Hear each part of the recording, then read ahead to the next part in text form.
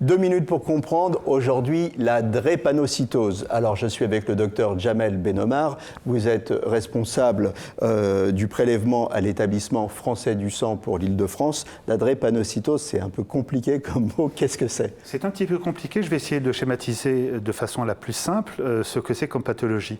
Le globule rouge, lorsqu'il sort du cœur, il passe par une aorte qui a un diamètre très important. Mais pour aller larguer son oxygène au niveau des tissus, il va passer par des capillaires qui sont d'une finesse extrême où le globule rouge est dans l'obligation de se déformer pour passer cette filière. La drépanocytose fait qu'il y a une anomalie de la membrane du globule rouge qui va l'empêcher de se déformer.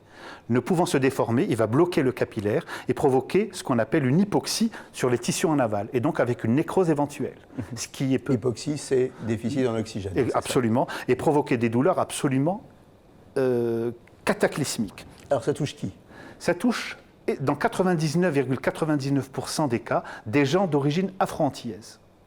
Et c'est une maladie génétique. Et le problème que l'on a, c'est que nous n'arrivons pas, par contre ça c'est un vrai problème de santé publique, nous n'arrivons pas à transfuser systématiquement dans les règles de l'art ces malades, puisque la meilleure compatibilité qu'il puisse y avoir, c'est lorsqu'il y a quelqu'un de notre famille, de notre ethnie, de notre région qui donne. Donc il y a la même anomalie. Qui pourrait avoir le même groupe sanguin et donc aider Le problème, c'est que ces populations d'origine afro-antillaise donnent peu.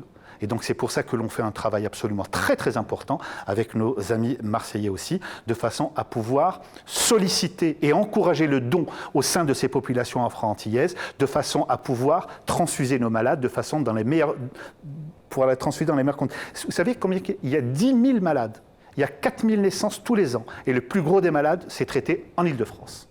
Voilà, donc mobilisez-vous pour la drépanocytose et notamment les populations afro-antillaises.